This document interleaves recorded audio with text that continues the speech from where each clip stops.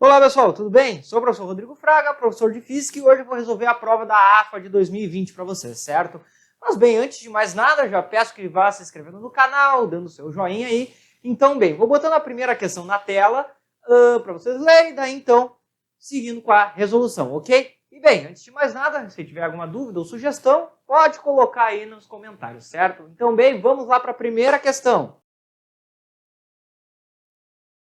Bem, então aí a primeira questão envolvendo basicamente a MR e o V, certo? A questão de cinemática, que pede para encontrar o valor da velocidade de V, tá? Pois bem, primeiramente, tá? Nós vamos encontrar alguns fatores aqui.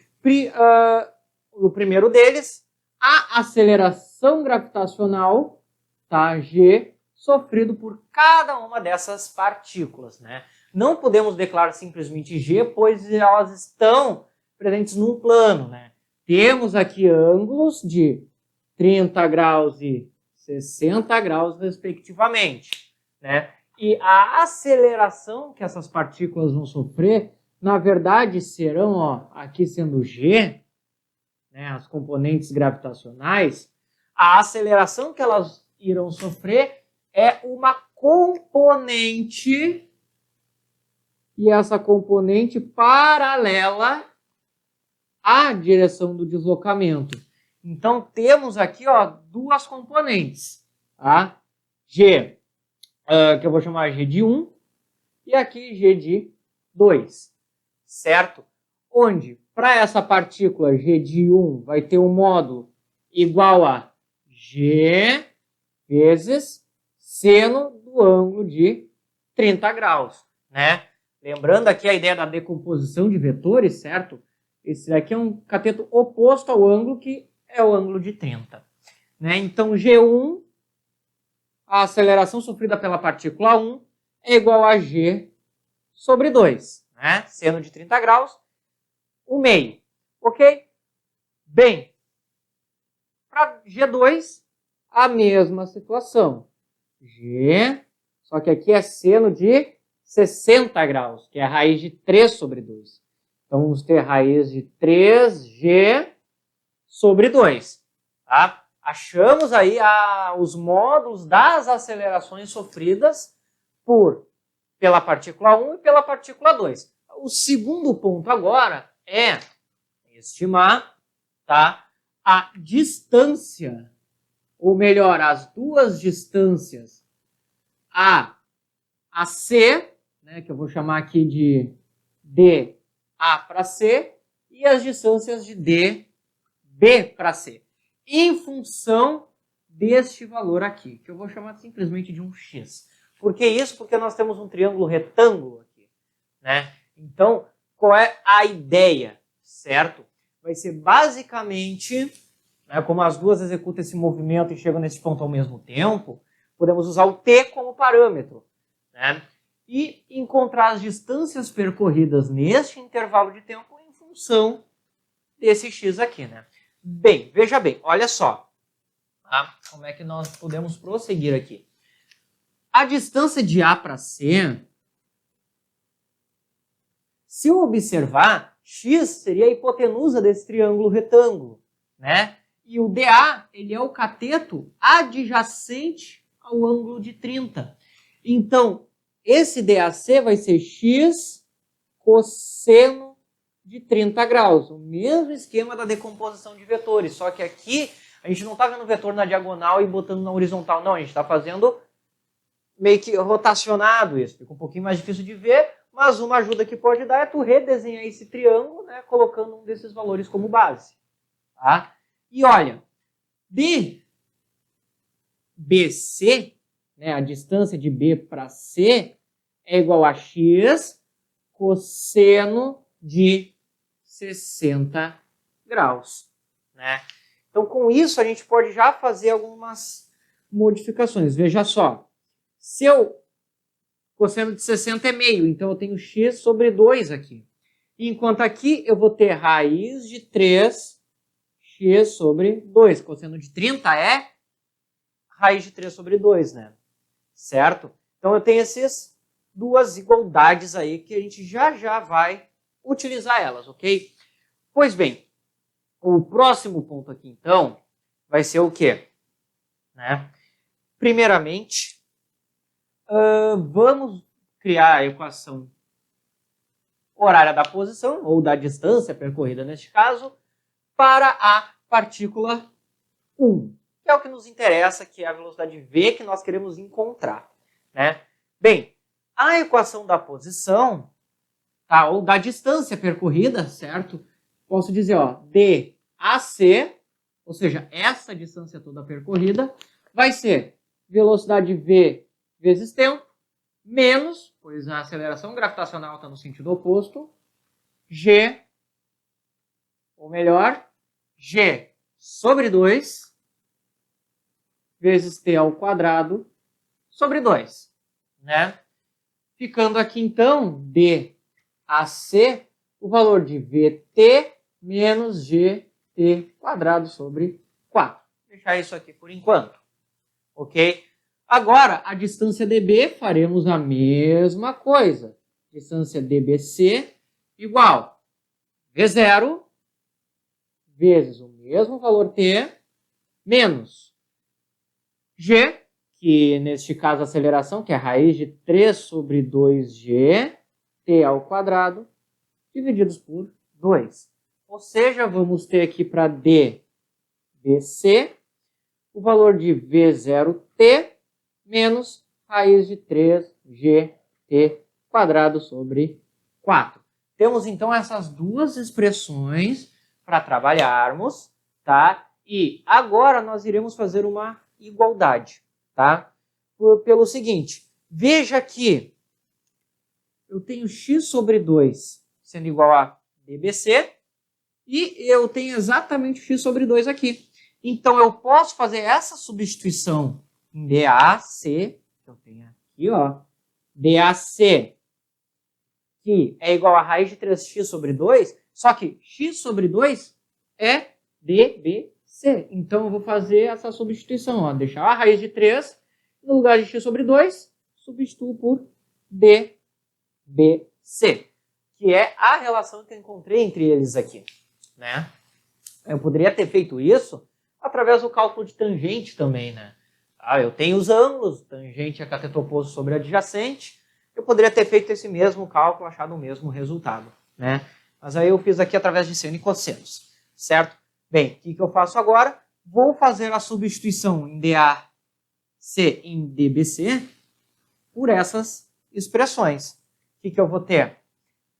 Em dAc, eu vou ter Vt menos gt quadrado sobre 4 igual raiz de 3 vezes o dBc é V0t menos raiz de 3gt quadrado sobre 4.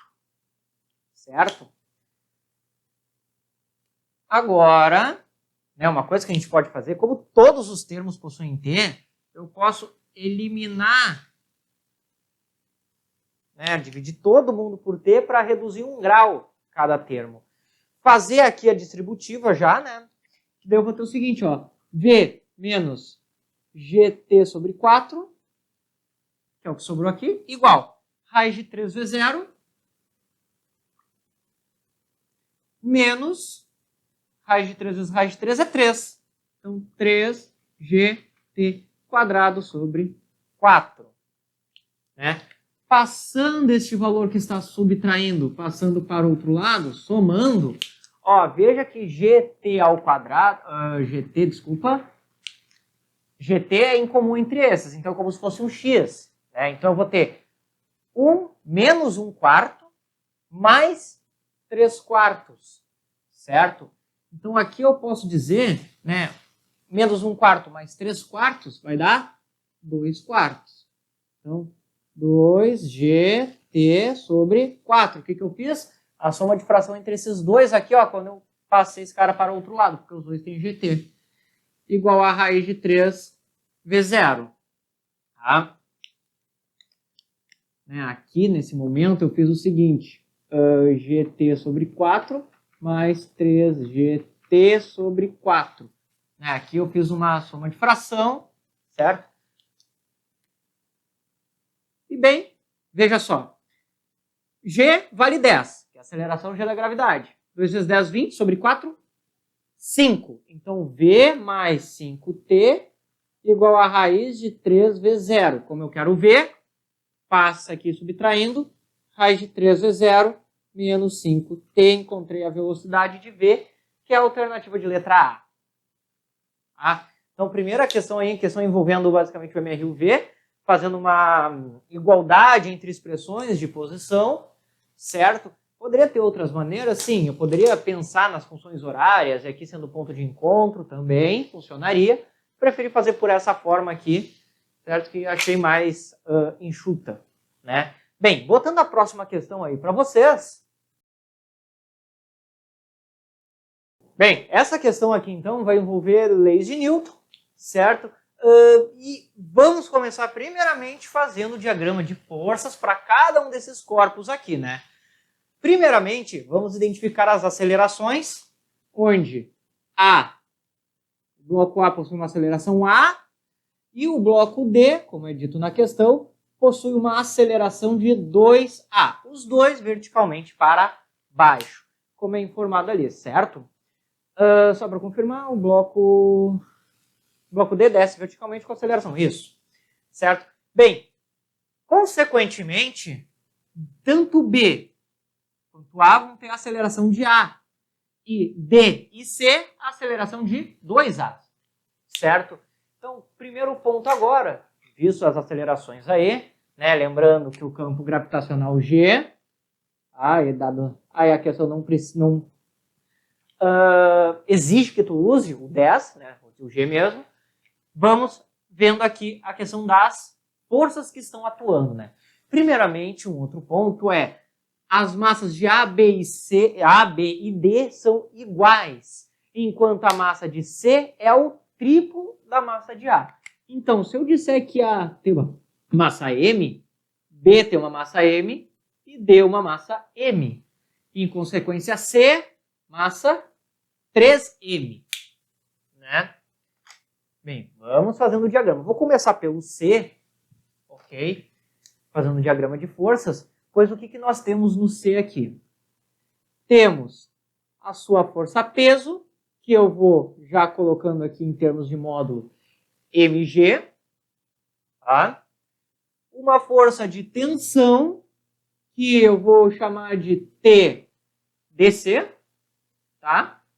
Que é a tensão entre D e C. E essas forças que eu tenho em D.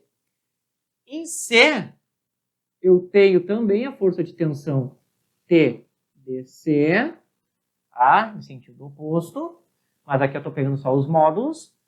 Como ele está em contato com B, existe aqui uma força de atrito.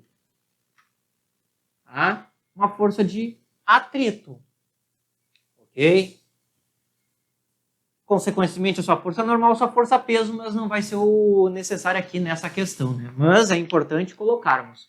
Vamos ter uma força peso de 3mg e, em consequência, a força normal de também 3mg. Lembrando que essa força normal está sendo aplicada por B, né? Pois é onde está o contato, ok? Bem, próxima. Aqui usar o corpo A. Temos a presença do peso, mg, e a presença de uma tensão que eu vou chamar de TAB. Tensão de A até B. No corpo B, temos também a mesma tensão, TAB. E agora o que vai complicar é a questão das forças que estão atuando em B, as forças de atrito. Né? Primeiramente, temos a presença de um atrito, deixa eu apagar aqui, a presença de um atrito de igual intensidade que o atrito em C. Por quê? Porque essa força de atrito que C está recebendo é devido ao contato com B. E pela a terceira lei de Newton, ação e reação, se C sofre uma força de atrito, e nessa questão o atrito em C é para a direita, ele vai aplicar essa mesma força em sentido oposto, em B, para a esquerda. tá? Que vai ter essa mesma intensidade, certo? E B também tem uma segunda força de atrito, que eu vou chamar de patilinha, que é entre o bloco e a superfície, cujo coeficiente é o mesmo, né, como informado na questão. Então, temos aí todos os diagramas de forças, certo? E vamos ter que montar agora as equações, que é a parte mais chata. Vou começar com A, que é onde está o mais complicado ali, o A e B, né? Em A, o que nós temos? mg menos T de A a B, que já vamos anular, igual a sua massa vezes a aceleração, ou seja, m vezes A. Em B, o que nós temos? Tá? T de A a B, ó, veja que aqui os dois têm sentidos opostos, então vão ter sinais opostos. Menos a força de atrito, tá? O cálculo da força de atrito é igual a μ vezes a força normal, que neste caso é m vezes g, ou melhor, N, força normal, né? Em B, eu tenho a força de atrito, tá? Que é aplicado pelo C, né? Onde essa força é igual ao atrito sofrido por C. E a normal sobre C, ó, é 3mg. Então, eu vou ter essa primeira força como sendo μ vezes 3mg, que essa é a força de atrito em C, que é aplicada em A também pela terceira lei de Newton, ação e reação, menos essa segunda força aqui, né? Veja, o atrito ele depende da normal, né? Só que o que acontece sobre essa superfície, eu tenho esses dois blocos atuando. Então eu tenho 4 m's, né, uma massa de 4 m's sobre a superfície. O que ela vai realizar? Vai realizar uma força normal equivalente a peso sobre ele, né? Como se ele tentasse, como se fosse para aplicar em B e em C, mas como apenas B está em contato, é apenas B que recebe essa força. Então, a próxima força de atrito, esse FAT', vai ser μ vezes 4mg. Tá? Não é a massa só de B, eu tenho que levar em conta a massa que está sobre ele, né? E é isso que torna essa questão difícil, ó. Massa vezes A, porque a massa do B é M vezes a aceleração que ele sofre. Isso que torna aí a questão complicada é este fato desses dois atritos existirem aqui. Tá? Porque se a gente considerar apenas um deles e considerar com a massa errada, chegamos em outro resultado. Tá? Terminado isso, podemos ir agora para corpo D. Olha só o que eu tenho em D. mg, novamente, ou, aliás, podemos inverter tudo aqui, né? Já colocando sinais de negativo, certo? Aqui eu colocaria mg menos td, né? Aliás, vamos colocar normal e depois a gente ajeita. Então, olha, ó, mg menos tdc igual a 2ma. Por que eu estou colocando esse 2? Pois a aceleração é de 2a aqui. Então, 2 vezes a. Para C, vamos ter tdc menos o atrito que ele sofre, nessa vez é só uma mesmo, né? Esse aqui é entre B e C, e esse é entre B e a superfície. Entre C e B temos o 3mg. Ah, coloquei o 3 na frente aqui, certo? Igual a massa dele é 3m, vezes a aceleração que é 2a, então tenho 6ma. Tá? Bem, antes de juntar, eu posso juntar muito bem as 4 equações de uma vez só, mas para facilitar e chegar na nossa resposta, que envolve apenas uma razão, eu vou primeiramente trabalhar com duas duplas aqui, né? Fazendo o seguinte, somando essa com essa. Porque daí, então, eu consigo cortar TA com TA. Então, eu vou ter mg menos, aqui vai dar 7mg igual a ma mais ma, 2ma. Aqui, fazendo a mesma operação, cortando as tensões, vou ter mg menos 3μ mg igual a 2 mais 6, 8 MA. Ok? Bem, daqui vamos fazer o seguinte. Poderíamos somar, tá? Com valores das massas. Porém, tá? Se nós simplesmente somarmos, vai ficar esse 2mg, vai ficar esse mg aqui, 2mg, né? Somando, sobrando após a razão. Só que a questão pede para eu encontrar o coeficiente em termos de aceleração A e aceleração gravitacional. Então eu tenho que dar um jeito de eliminar esses dois. E como eu estou num sistema de equações, o que eu vou fazer? Bem, eu vou multiplicar essa de cima por menos 1. De forma que eu vou ter o seguinte, menos mg mais 7μ mg igual a menos 2ma. E fazer as somas, porque agora eu consigo cortar, ó, menos mg. 7 menos 3, 4 μ mg igual a menos 2 mais 8, 6 ma. Eu acabo numa igualdade de dois termos, podendo cortar m dos dois lados. 4g, que é tudo na multiplicação, passo dividindo. Mi vai ser então, ó, 6a, que foi o que sobrou aqui. E abaixo, 4g. Simplificando, 3a sobre 2g, que corresponde 3a sobre 2g, alternativa de letra D. Certo? Questãozinha envolvendo as leis de Newton, né? Um sistema linear. E bem, indo para a próxima questão para vocês. Bem, pessoal, aqui essa questão vai envolver conservação de energia com um princípio de movimento harmônico simples, tá?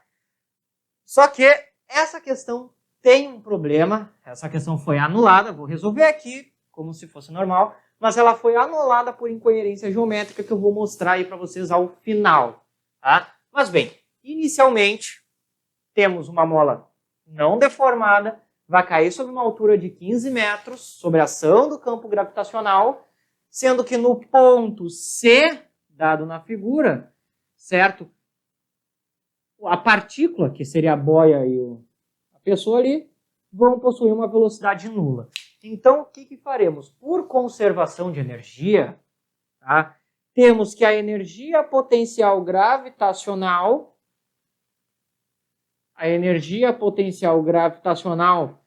no alto, né, do plano inclinado é igual à energia potencial elástica ao final, no ponto C, devido à distensão toda na mola.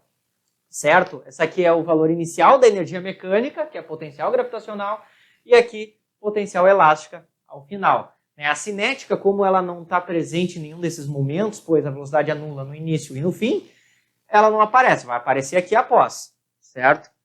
Bem, vamos começar assim, para quê? Para encontrar a constante elástica dessa mola. Tá? Bem, a potencial gravitacional calcula-se produto massa, G da gravidade, e a altura, neste caso, o H maiúsculo. Potencial elástica, K, x ao quadrado, sobre 2. A questão informa ali G e H, né? G é a aceleração gravitacional, que é 10, H é 15. Então aqui eu vou ter 150m igual a K vezes x, questão dá que é a deformação da mola, que é 10 raiz de 2. Se eu elevar isso ao quadrado, eu vou ter 100 vezes 2, que é 200. Certo? Tá? Ó, 10 ao quadrado é 100. Raiz de 2 ao quadrado é 2. 2 vezes 100, 200. 200 vem para cá, 200 sobre 2 é 100. Eu vou ter isso aqui, ó.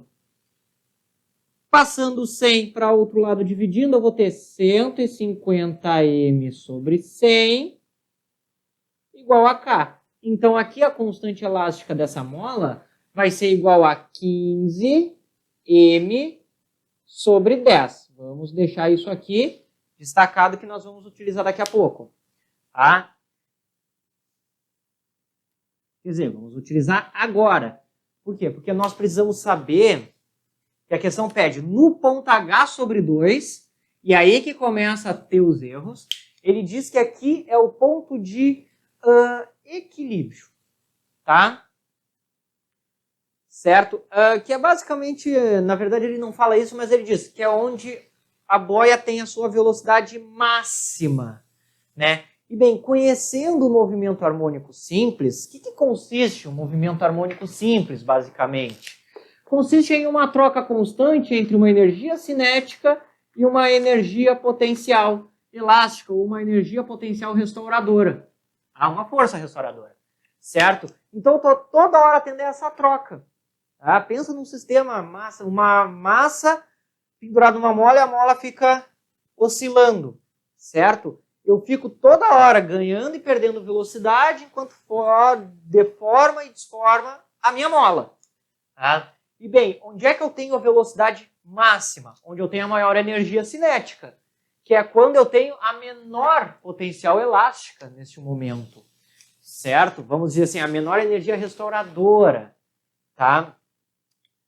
E onde eu tenho a menor energia restauradora, vamos dizer assim, é onde eu vou ter a menor força restauradora, que é onde ela é nula, certo? Eu deixo, é um momento, é um ponto onde eu tenho um equilíbrio instável, a posição de equilíbrio, vamos dizer assim, que é onde não há presença de força. Então, como é que eu posso dizer? Toda a energia já foi transferida, certo? Isso aí do movimento harmônico simples. Então, aqui, eu sei que a força resultante é zero, né?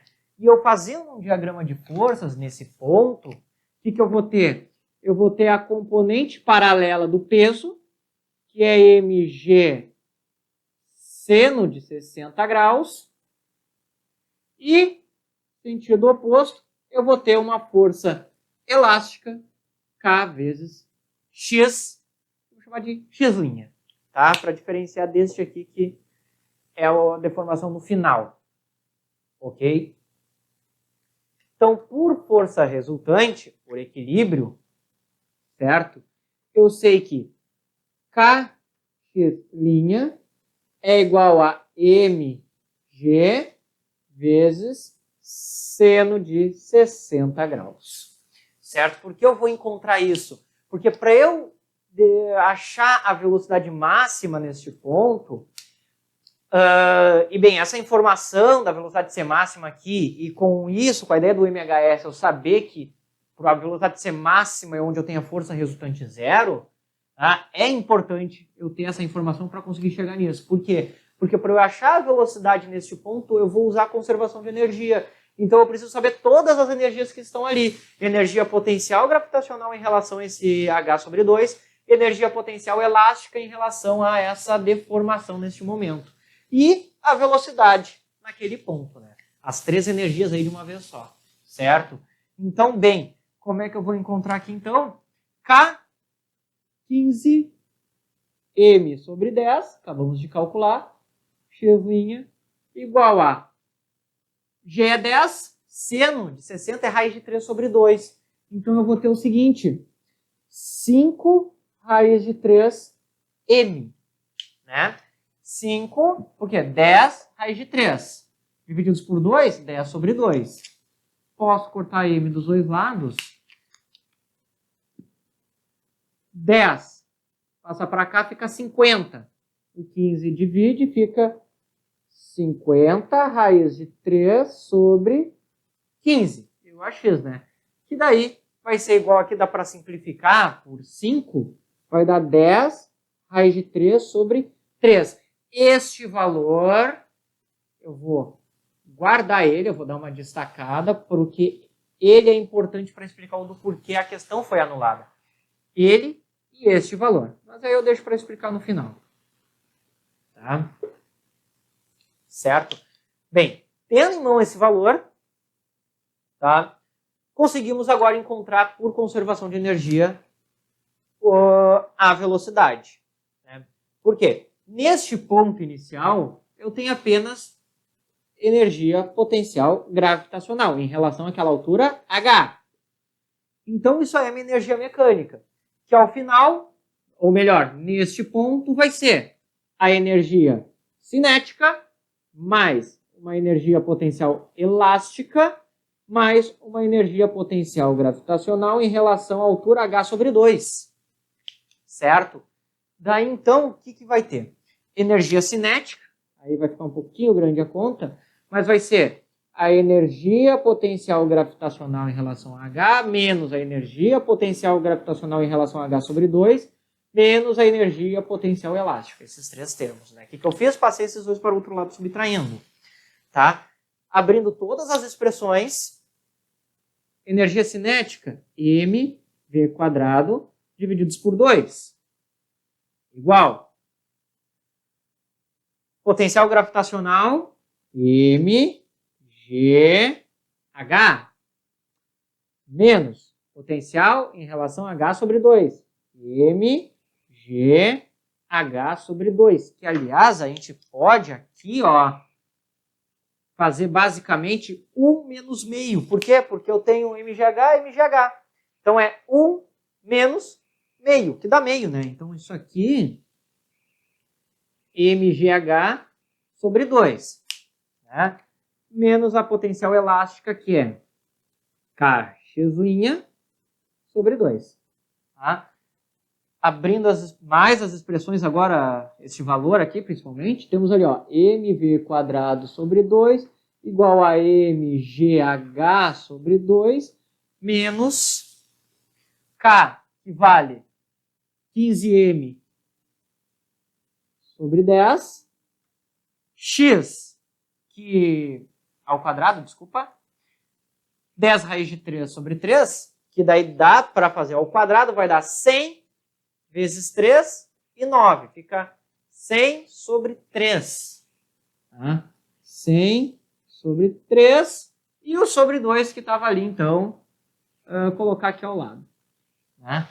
K, x² e o meio. Ok? Visto isso, posso cortar o m em todos os pontos. Tá? v² sobre 2 é igual. G é 10, H é 15, então 10 vezes 15, 150, por 2, 75. Menos. Aqui, vamos começar a fazer alguns cortes, tá? Podemos cortar o 15 com 3, vai dar 5. Podemos cortar o 5 com 10, que aqui vai dar 2. 100 sobre 2 sobre 2 vai dar 25. Tá? Então, vocês podem fazer em separado daqui a pouco. Vai dar 50. Então, v² igual a 100. Né? Aqui dá 50, essa é a diferença. O 2 passo multiplicando, 50 vezes 2. Passo fazendo raiz aquele potência, 10 metros por segundo. O que corresponderia à letra C, certo? Mas bem, a questão foi anulada por quê? Pois pelo seguinte. Daqui para cá, corresponde à deformação no ponto médio e à deformação no ponto C, certo? Então, se eu tirar a diferença entre esses dois, eu tenho que ter essa dimensão. Este comprimento tem que, geometricamente, ser a diferença entre esses dois. Tá? Raiz de 2 é 1,4. Então, isso aqui dá, com uma boa aproximação, 14. Tá? Claro, estou fazendo aproximações aqui. Boas aproximações. Certo? Tá? 10 raiz de 3 sobre 3. Tá? Raiz de 3 é 1,7 dividido por 3, com uma boa aproximação, 0,6. 10 vai dar 6. Então, menos 6. Isso aqui vai fechar em 8. Tá? Em 8. Ok? Agora, se a gente observar o triângulo que se forma, eu tenho um triângulo de 7,5 e um 60 graus aqui. Tá? Pela trigonometria, ok? O que acontece? Esse valor x é uma hipotenusa. Tem que ser 7,5 sobre o seno de 60 graus. Ou seja, 2 sobre raiz de 3 vezes 7,5. 15 sobre raiz de 3, né? Multiplicando em cima e embaixo, vai dar a raiz de 3 vezes 5. Só que o que acontece? Raiz de 3 é 1,7, como eu falei. 5 vezes 1,7, tá? Vezes 10 daria 17. Se dividir por 2 dá 8,5. Claro, com muitas boas aproximações, certo? Eu vejo que existe uma diferença entre esses dois valores que não condiziria com a realidade. Claro, não fazendo essas aproximações que eu fiz grosseiras, né, eu teria uma diferença bem maior aqui. Bem maior não, uma diferença um pouco maior, certo? O que não, ok, daria, né, o que não poderia ser coerente com a questão, por isso que ela foi anulada, certo? Mas bem, vou botar a próxima questão na tela aí para vocês. Bem, pessoal, aqui questão de colisões, tá? Envolvendo também alguns outros pontos dentro da mecânica, uma questão de mecânica, né? Começa com o seguinte, tá? Primeiramente, certo? As massas 1 e 3, como diz a questão, possuem a mesma massa, tá? E cada uma tem o dobro da massa de 2. Então, 2 tem M, então 1 e 3 vai ter 2, irão ter 2M de massa, tá? Usando o M aqui como massa. A velocidade inicial da partícula 1 é de 6 metros por segundo, onde acontece uma colisão elástica com 2 e depois uma colisão elástica entre 2 e 3. Tá? E no ponto B que ele chama? Ponto M, desculpa. A partícula está na iminência de perder contato com a superfície, né? Ou seja, a normal ali não é zero. A normal é zero. Certo? Bem, primeiramente vamos ter que dividir isso em 3 partes. Tá? A primeira delas, encontrar a velocidade com que a partícula 2 vai ser, vamos dizer assim, projetada em direção a este caminho. Então vamos utilizar a conservação de momento linear. Tá? Inicialmente, nós temos um momento que é igual a 12m. Lembrando que momento linear é massa vezes velocidade. Este é o momento da partícula 1. A partícula 2 está em repouso, então é zero o momento dela. Igual a partícula de 2m vai ter uma velocidade que vamos chamar de v. Vzinho. Tá? Mais da partícula 2, m vezes o que eu vou chamar aqui de v0. 2. Velocidade inicial da partícula 2. Tá? Podemos, né, eliminar aqui os termos de massa. Daí teríamos isso. 16 igual a 2. 16 não, 12, desculpa. 12 igual a 2 vizinho, mais V0, 2. Tá? Vai ser a velocidade da partícula 2 após a colisão. Ok? Bem, não temos a velocidade da partícula 1 após a colisão, mas como a colisão é perfeitamente elástica, sabemos que o seu coeficiente de restituição é igual a 1. E o coeficiente de restituição é a velocidade relativa de afastamento, né? Velocidade relativa de afastamento, ou seja, V02 menos V, né? No caso Vzinho aqui, divididos pela velocidade relativa de aproximação. Só que como uma está em repouso e outra está a 6, então isso aqui vai dar 6. Daqui, vemos que V02 menos V tem que ser igual a 6. Tá? E aqui dá, então, caímos num sistema. Olha só, vou ter o seguinte, V02 mais 2V igual a 12. E embaixo, V02 menos V igual a 6. Tá? Posso multiplicar aqui por 2, que aqui vai ser 2V0, somando vai dar 3V02. Aqui vão se eliminar, né? Vai dar menos 2V mais V. E aqui eu vou ter 12 mais 12, 24. Ou seja, V02 igual a 8 metros por segundo. Passa aí o 3 dividindo. essa vai ser a velocidade com que a partícula 2 vai, né, ser lançada, a velocidade inicial dela, certo? Só um adendo com relação ao coeficiente de restituição, que nós trabalhamos com o módulo do valor, né? Então, aqui fica uma dúvida entre V02 menos V ou o contrário, V menos V02. Só que daí, tu pode utilizar as duas alternativas, só que numa delas vai dizer que se eu invertesse, V02 seria negativo. Eu não teria V02 e acharia apenas V. E tu iria encontrar a resposta que V igual a 6. Ou seja, a partícula 1 continuou com a velocidade igual a 6, como se ele tivesse atravessado a partícula 2 e não ter feito nada. E isso é incoerente. Então, a gente pode fazer as trocas aqui, mas se eu ver que tem um resultado incoerente, eu vou eliminar ele, né? É uma resposta matemática, mas não é uma resposta física, certo? Então, tem essa velocidade. E agora o próximo ponto é encontrar a quantidade de energia perdida neste processo. Tá? Porque a questão diz que há atrito. E a energia perdida no trecho até M é a mesma que de M até o momento da colisão. Tá? Bem, no momento que a partícula 2 é ejetada, a sua energia cinética vai ser 32M. Por quê? Energia cinética é mv ao quadrado, ou seja, sobre 2. Então, m vezes 8 ao quadrado é 64. Então, 64m dividido por 2, 64 sobre 2, 32. Tá? Essa é a energia inicial.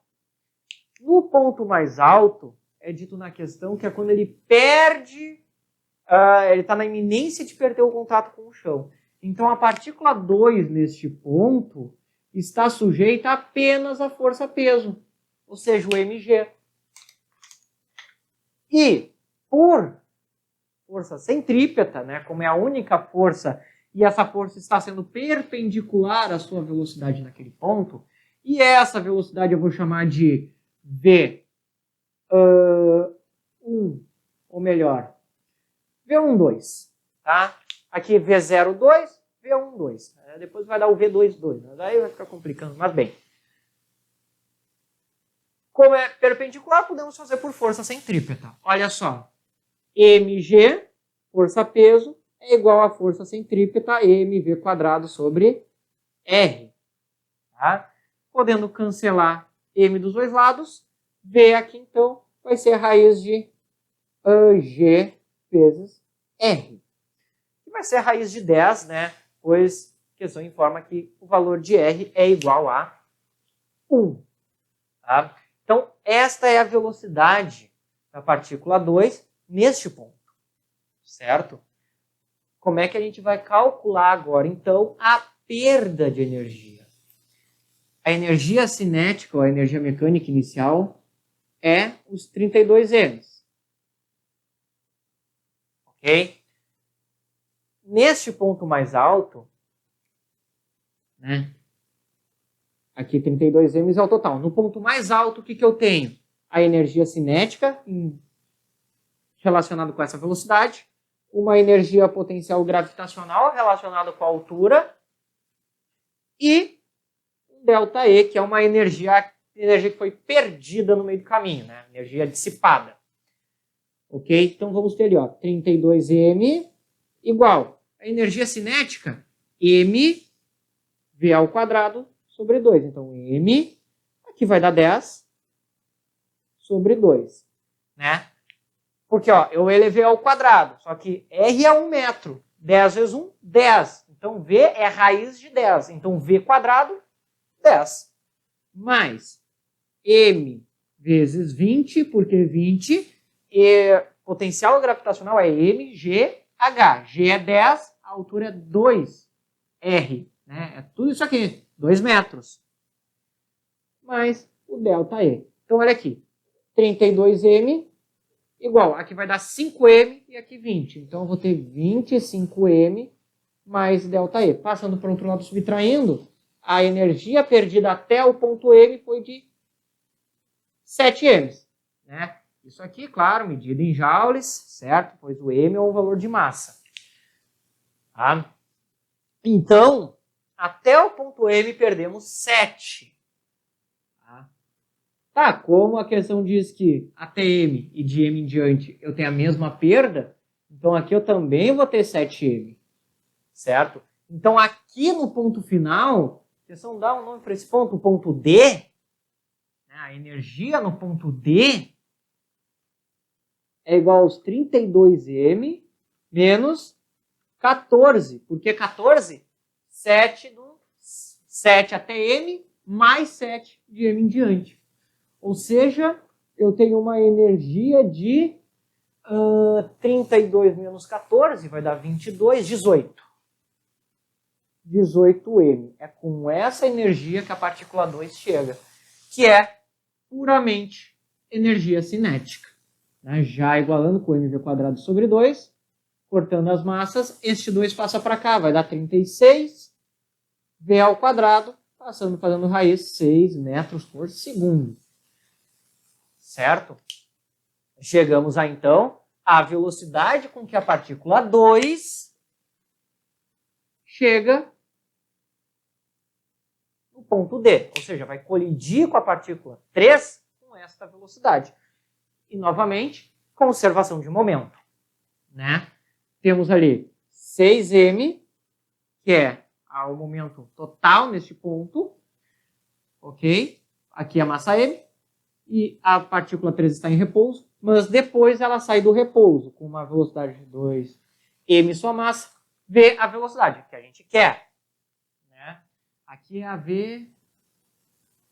Bem, aqui é a v12 e aqui é a v22. Tá? Bem, vai ficar meio confuso já. Mas a massa m vezes a sua velocidadezinha residual, que eu vou chamar de um v emendado. Tá?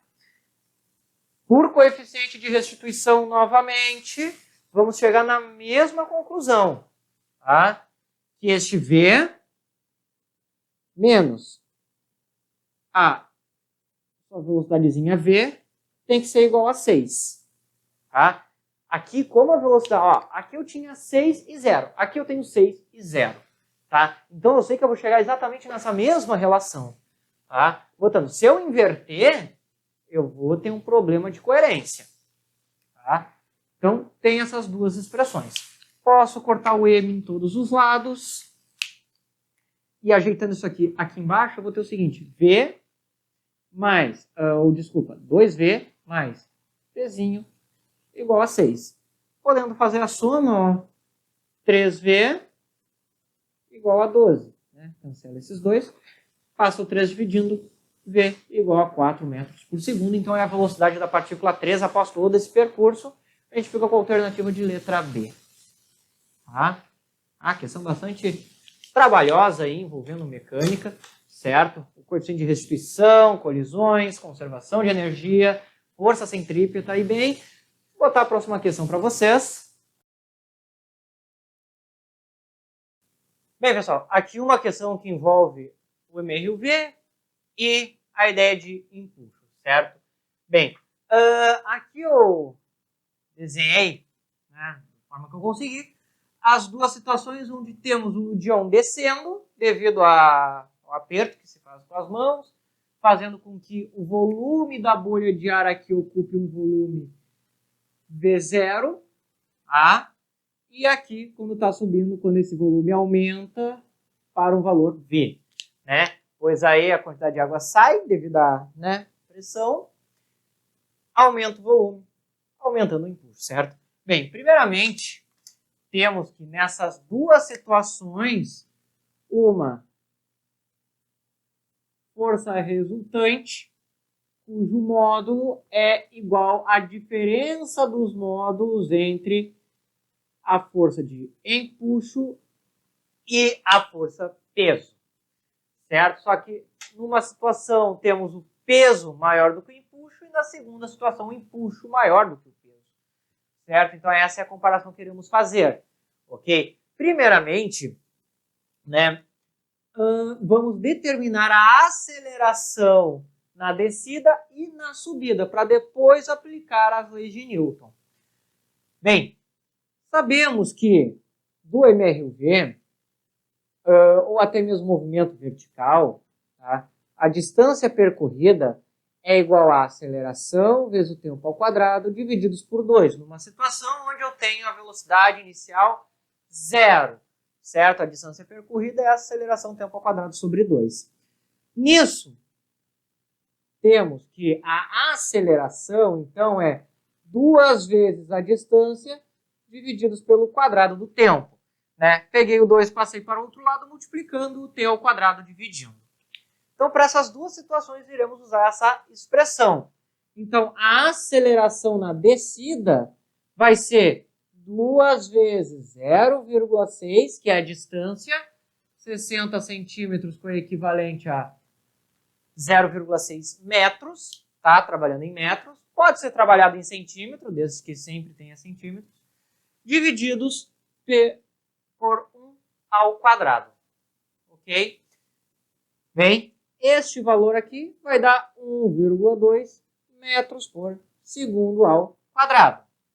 Agora, a aceleração na subida vai ser 2 vezes 0,6 novamente, divididos por 0,5 ao quadrado, que a questão está dando tempo de 0,5 segundos na subida. Isso ao quadrado é 0,25, que vai fechar em 4,8 metros por segundo ao quadrado.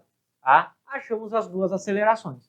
Com isso, iremos aplicar agora na segunda lei de Newton para as duas situações. Na primeira, na descida, temos que peso menos a força de empuxo é igual a m vezes a aceleração da descida. Na segunda situação, temos aqui o empuxo da descida. O empuxo da subida menos o peso, né? Eu estou colocando em módulo aqui, então eu estou fazendo o quê? Eu estou colocando sempre um valor maior na frente, certo? Igual a massa vezes a aceleração da subida. Eu poderia fazer colocando todos os termos numa mesma direção. Poderia, né? Considerando tudo para cima, positivo, negativo, por exemplo. Mas como eu vou cair num sistema de equação, eu já posso trabalhar dessa maneira direta aqui. Né? Bem, eu posso fazer então a soma entre as expressões e podendo daqui cancelar T. Tendo o seguinte, o empuxo da subida menos o empuxo da descida é igual a massa vezes a soma das acelerações. Sabendo que o empuxo é igual a densidade vezes gravidade vezes volume, vamos fazer o seguinte, o empuxo da subida vai ser densidade, massa específica da água, vezes o g da gravidade, vezes o volume V, da subida, menos densidade da água, g da gravidade, volume da descida, V0. Igual a, aqui já vou colocar os termos, vai dar 6m, certo? Porque eu já estou fazendo isso pelo seguinte, as acelerações da descida e da subida eu já encontrei. Somando 1,2 com 4,8 eu tenho 6. Ok? Posso colocar em evidência μg e eu vou ter V menos V0 igual a 6m. Veja que V menos V0 é exatamente o que a questão está pedindo para que eu encontre. Então, já vou transformar isso aqui, substituir pelo ΔV, e esse μ0g já passo para o outro lado, dividindo. Eu vou ter 6m divididos por μg. Daqui, então, vou ter o quê? ΔV, fazer com outra caneta, essa aqui está acabando, vai ser igual a 6 vezes a massa, que a questão dá é de 50 gramas. Então, 50 gramas transformando em quilograma, bota 10 a menos 3, né? Para quilograma. Divididos pela massa específica da água, que é 10 na 3, vezes o G, que é 10. Posso simplificar o 10 50, vai sobrar um 5 aqui. 6 vezes 5 é 30. Vezes 10 na 3 menos, divididos por 10 na 3, vai dar 10 na menos 6. Lembrando, né? Divisão de potências de mesma base, mantém a base, subtrai o de cima pelo de baixo. Ok? E isso aqui está expresso em metros cúbicos, essa variação de volume. Como a questão pede centímetros cúbicos, vamos transformar em centímetros cúbicos. Pelo fator de conversão, 1 centímetro cúbico equivale a 10 na menos 6 metros. Certo? Ou até melhor, ó, 1 metro cúbico equivale a 10 na 6 centímetros cúbicos. Pelo fator de conversão, posso cortar os metros cúbicos e 10 na 6 com 10 na menos 6 também. Então, ΔV acaba sendo 30 centímetros cúbicos, que corresponde à alternativa de letra A. Certo? Questãozinha aí falando sobre empuxo. Bem, próxima questão na tela. Bem, pessoal, questão envolvendo torque, tá? Desenhei aqui as 4 situações das alternativas e dado na questão, desculpa aí pelos desenhos, mas bem, a questão quer saber qual dessas 4 situações vai gerar o mesmo torque que essa, tá? Bem, primeiramente, o torque, tá, vai ser provocado da seguinte maneira, tá? Vamos pensar na linha de ação, ok? Então aqui está a linha de ação entre F e o eixo de rotação, que são as linhas perpendiculares que cruzam o eixo e a direção da força, certo? Vemos aqui que a distância entre o ponto de interseção, o ponto de ação e o eixo de rotação é d cosseno de θ. Né? Torque é o produto, né, em modo F, ou melhor, é o produto vetorial D por F. E neste caso, usando a ideia por linha de ação, vai ser igual a produtos perpendiculares. D cosseno de θ vezes F, o que dá para se ajeitar por dF cosseno de θ. Tá? Este é o torque que eu estou produzindo. Ok? Isso leva em consideração também o sentido de rotação. Né? Eu aplicando o torque neste ponto ao lado direito, vou ter um torque cujo sentido de rotação vai dar no sentido horário. Ok? Só com isso, podemos descartar a última opção, pois, pensando na ideia de linha de ação, veja, o eixo e a força. O torque é no sentido anti-horário, já é sentido oposto ao que eu quero. Ok? Bem,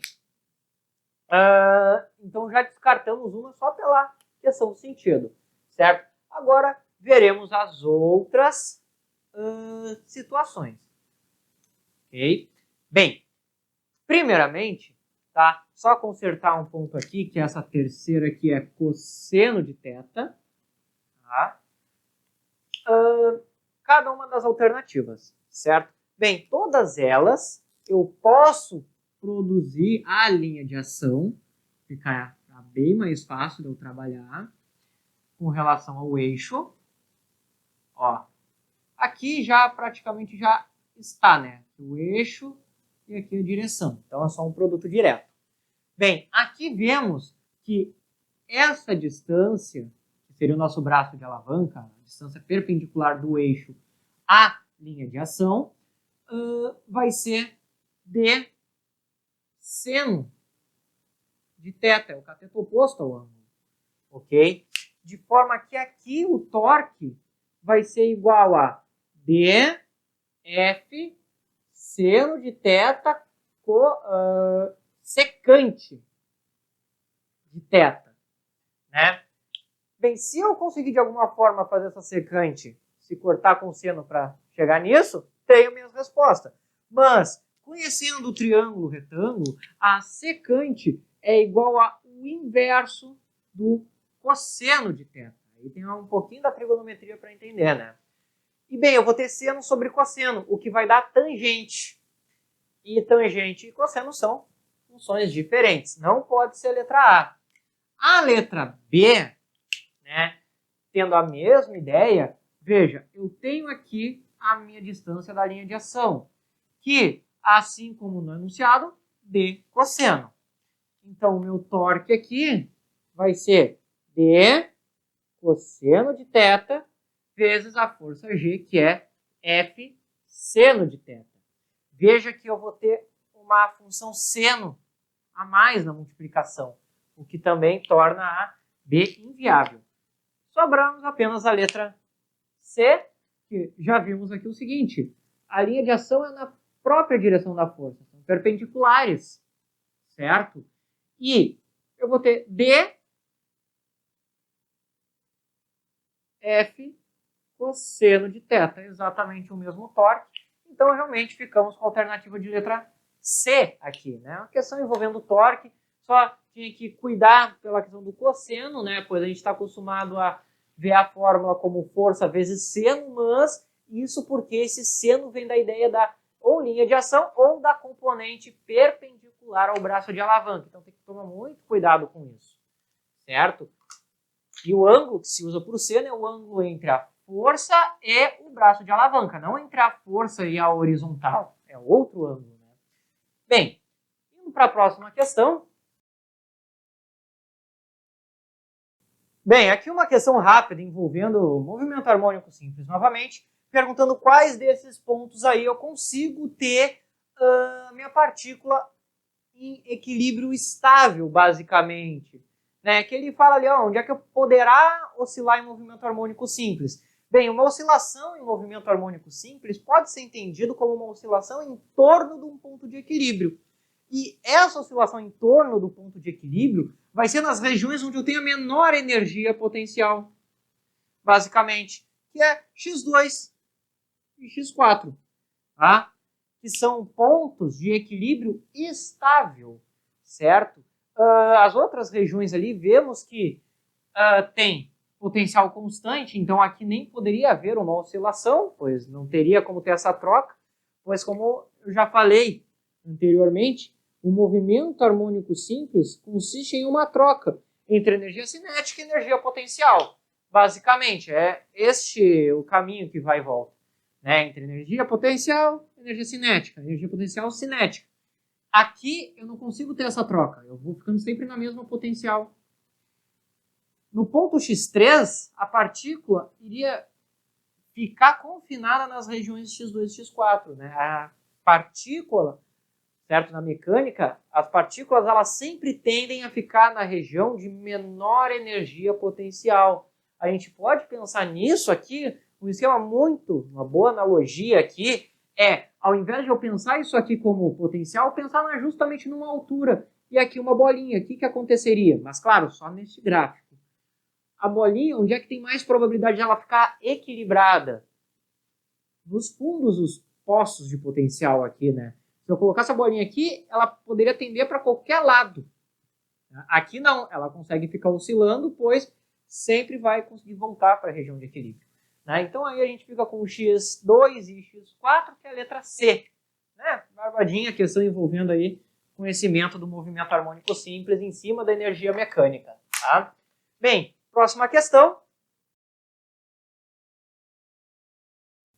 Bem, pessoal, uma questão envolvendo máquinas térmicas, certo? Eu tenho 4 máquinas térmicas aqui, que, bem, esqueci de nomear, mas, bem, podemos fazer isso rápido. Ali está A, B, C, D.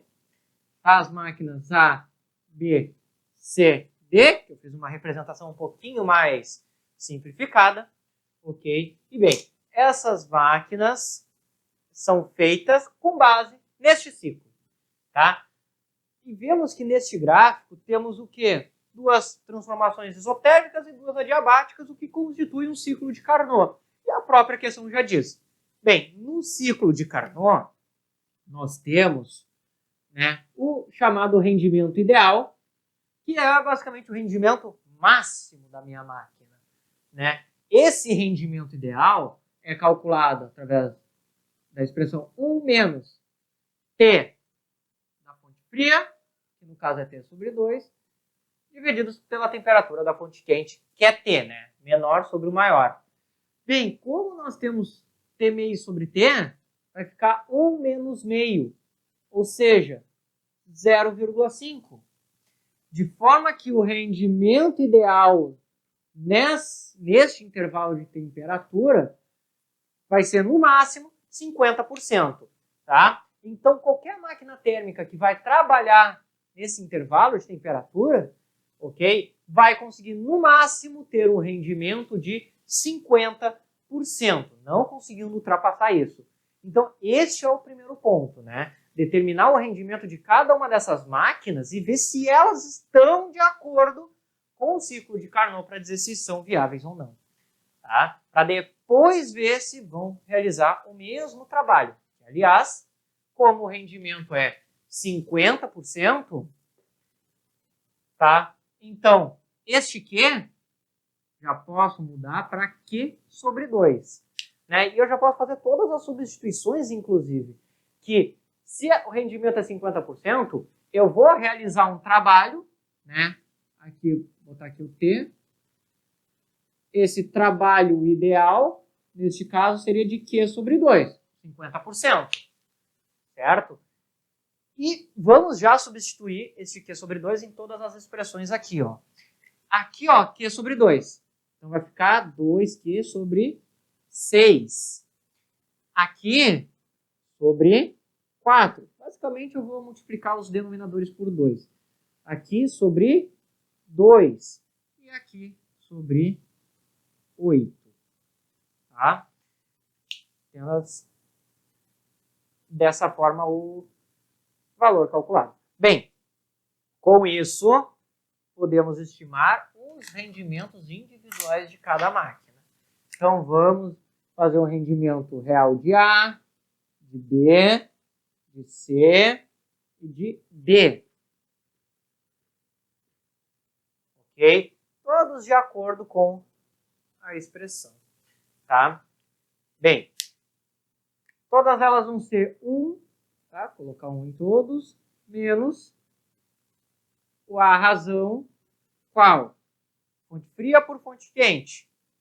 Que é 2Q sobre 6. E ali, 5Q sobre 6. Aqui, no B, 3Q sobre 4 por 2Q.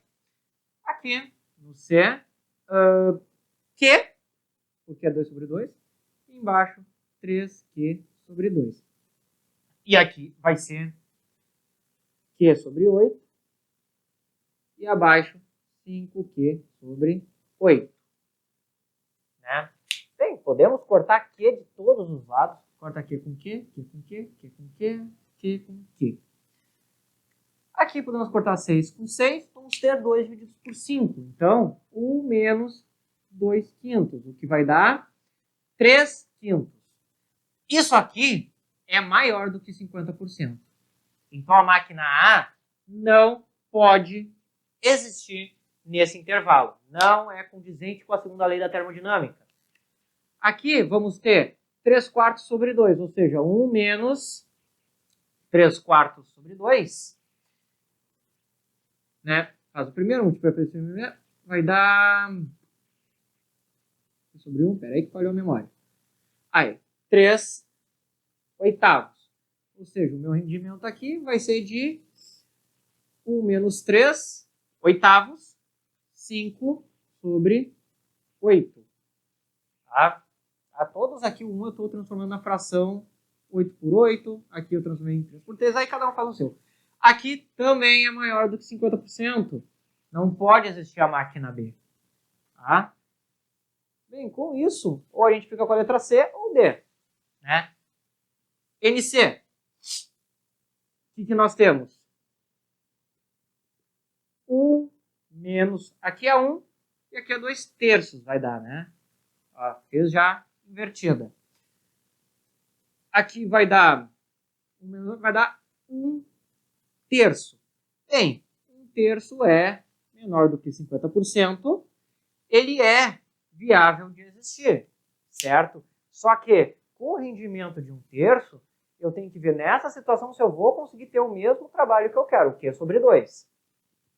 Tá?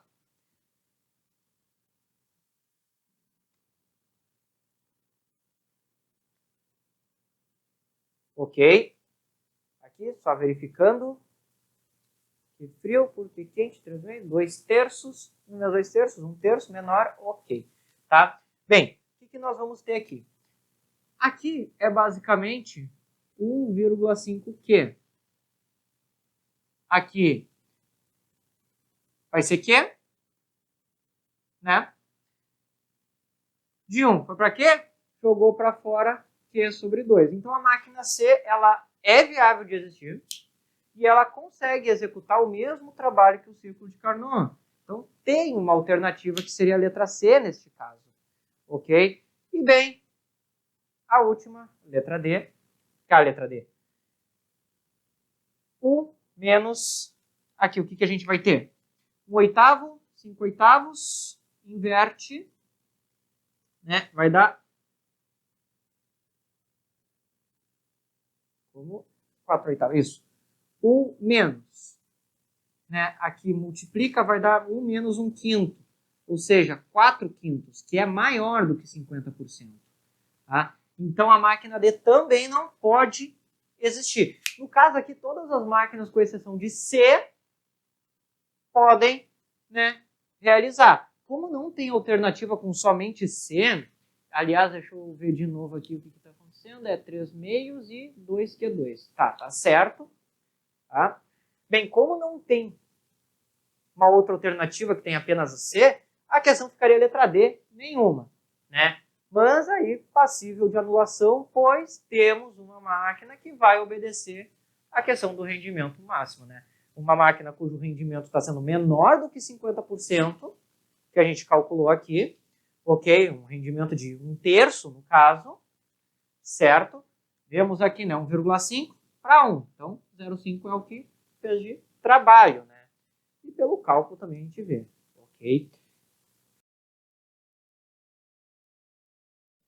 Bem, pessoal, aí então uma questão de ótica, né? Só um adendo aí pelo que eu acabei de falar sobre a questão das máquinas térmicas, ela foi anulada, né? Pelo justo motivo de ter uma máquina lá, mas não ter nas alternativas, certo? Bem, aqui uma questão envolvendo espelho e lentes, certo? Que pede para eu comparar o quê? Comparar a razão entre as amplitudes, né? Aqui eu vou ter uma amplitude, ou melhor, um aumento A1 e aqui um aumento A2, certo? Que é referente a amplitude ali desses corpos que estão oscilando, certo? Bem, pede para eu encontrar a razão A2 por A1, né? A2 por A1, que seria a razão entre as amplitudes, tá, das imagens geradas pelo espelho e pela lente deste corpo que executa o movimento de MHS, certo? Bem, o cálculo, a razão entre as amplitudes, pode ser justamente feita através da razão entre os aumentos que cada uma dessas lentes irá fornecer. Cada um desses instrumentos ópticos que eles irão fornecer, né? Pois, se aqui, pela equação ali, temos A, né? Se aqui eu tenho uma amplitude A, por exemplo, deste lado, eu vou ter uma amplitude, né, que eu não sei ainda, mas aumento vezes A. Esse Azinho aqui se refere ao aumento. Então, eu posso dizer que a razão entre as amplitudes das imagens A2 por A1 é igual à razão entre os aumentos feitos pelos instrumentos ópticos. Ok? E bem, vamos indo então. Olha só. O aumento gerado tanto pelo espelho quanto pela lente, tá? Pode ser calculado através da distância da imagem sobre a distância do objeto. Nós aqui usaremos a seguinte relação. Foco divididos pelo foco menos distância do objeto.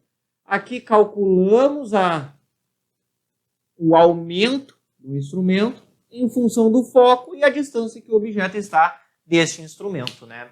Bem, veja só. Calculando a 1 aqui, vamos ter o seguinte, o foco vai ser 4A. Por que 4A? Porque a questão nos dá o raio desse espelho de 8A. Logo, o foco será metade disso, né? Foco menos distância do objeto é 3A menos 4A. Ou seja, 4A, desculpa, menos 3A, ou seja, o próprio A. Aqui teremos, então, o aumento A1, 4.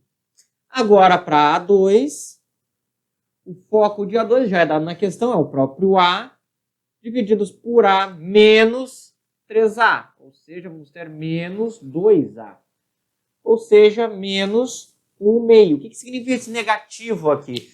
Significa que a imagem projetada na lente ela vai estar sempre invertida em relação ao objeto, ok? Por isso o sinal de menos. O meio significa que a amplitude vai ser reduzida à metade, só que a metade é invertida. Então vamos ter aqui um valor menor e invertido, né? Então vai ficar assim mais ou menos, né? Sempre com uma inversão, ok? Mas como a questão se preocupa com as amplitudes de oscilação, este valor acaba saindo em módulo, né? Que é o que nós vamos fazer aqui, né? Dividir pelo módulo dos aumentos. Que vamos ter, então, 4 sobre 1/2, ok? Então, este valor vai ser igual a... Opa, perdão. Inverti aqui. É A2, ou seja, 1/2, né, em módulo, divididos por A1, que é 4. Aí sim, 1/8. Daí fecha com a letra A. Certo? Então, questão aí envolvendo os espelhos, certo? Bem, próxima questão para vocês. Bem, pessoal, uma questão envolvendo interferência, tá? Uma questão que não tem muito aí o que fazer de início, é basicamente uma situação geométrica. Temos a distância entre as fontes de 2 metros, tá? Temos o ponto P localizado a uma distância dita D2 da fonte 2 e D1 da fonte 1, fechando ali um ângulo de 90 graus, tá? Que vai ser importante para daqui a pouco. Bem, primeiramente, pela que a questão diz, o ponto C é uma linha nodal. Então, o que nós temos aí? Nós temos um ponto de mínimo da minha onda. O ponto P, a própria questão diz, também é uma linha nodal. Por simetria, essa linha também vai ser. E as fontes, certo? A questão informa que são fontes, são pontos nodais ali também. Tá? Bem, o que ocorre, né? Um comprimento de onda, tá, vai se dar entre a distância de 3 desses nodos, né? Por quê? Temos um ponto mínimo, vai para o máximo, chega no mínimo.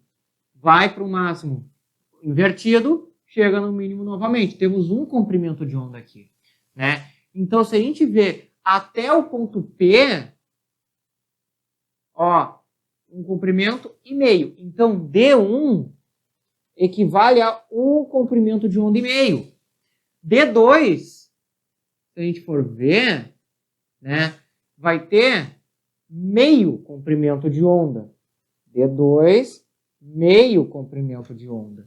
Ok? E isso faz com que a diferença de caminho entre eles, ΔD, seja de um comprimento de onda, né? 1,5 menos 0,5 vai dar exatamente lambda, né? E bem, quem estudou interferência, né, vai se questionar do porquê não é lambda sobre 2. Isso porque as fontes estão emitindo ondas em fases invertidas. Aqui uma fase, vamos dizer, para cima, aqui para baixo. Então já começa com essa diferença. E já se percebe essa diferença quando se fala que a linha central é uma linha nodal, ou seja, interferência destrutiva. Ok? Mas bem, a diferença de caminho vai dar entre um lambda. Este lambda iremos encontrar aqui, ó, que entre a fonte F1 e a linha central, temos um comprimento de onda. Entre a linha central e a fonte F2, temos outro comprimento de onda, né? Então, há 2 aí. 2 metros para 2 comprimentos, então significa que um comprimento de onda é 1 metro, né? Ó, 1 metro para cada um. Temos um lambda aqui, temos lambda aqui também. Ok? Bem, feito isso, o que a gente acha? D1, D2 igual a lambda. Tá? Ou seja, igual a 1. Né? Claro, poderíamos partir daqui também, né, para achar o resultado em função de lambda, só que não tem como fazer isso, por quê? Porque essas linhas aqui, elas não são perfeitamente circulares, a gente vê curvaturas diferentes ali, né? Então a gente não sabe, não pode ter certeza se essas distâncias são exatamente de comprimento de onda, mas a gente sabe que a diferença de caminho entre elas é de comprimento de onda, né? Que envolve uma questão mais, como é que eu posso dizer, uma questão vetorial aí, certo? Tá? Bem, então, fazendo esse produto, que é esse produto não, tá? Isso aqui é o que a questão está pedindo, né?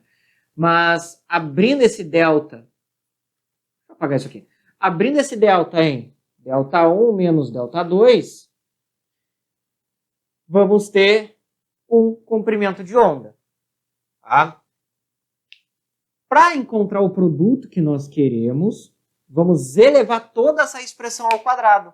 Que daí aqui vai cair num produto notável, vai aparecer aquele D1, D2 que a gente está procurando. Então aqui vamos ter o seguinte, ó. Quadrado do primeiro mais o quadrado do segundo menos 2 vezes o primeiro vezes o segundo. Igual a 1, né? 1 ao quadrado. Ok? E perceba daqui, ó. Aqui nós encontramos uma relação Pitágoras.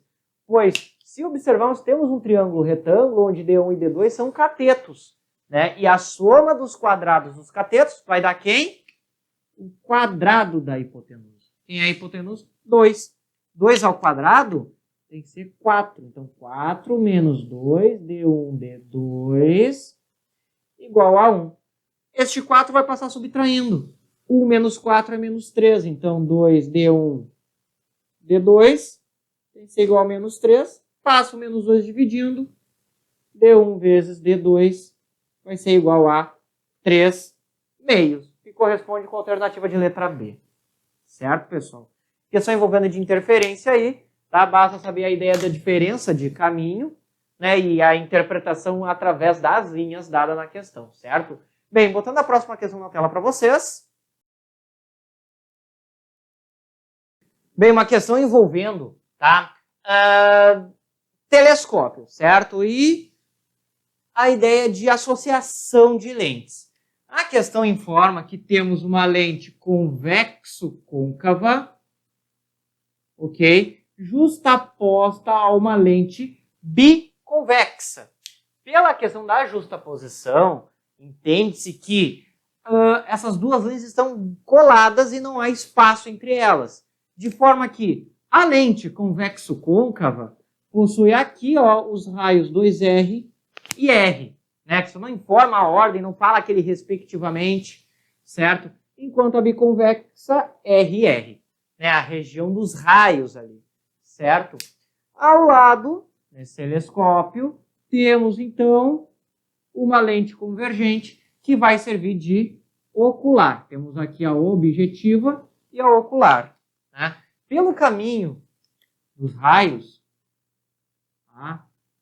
Vamos ter sequência de raios em paralelo atingindo as lentes, né? Um objeto distante, os raios vêm então em paralelo e vão chegar ao observador.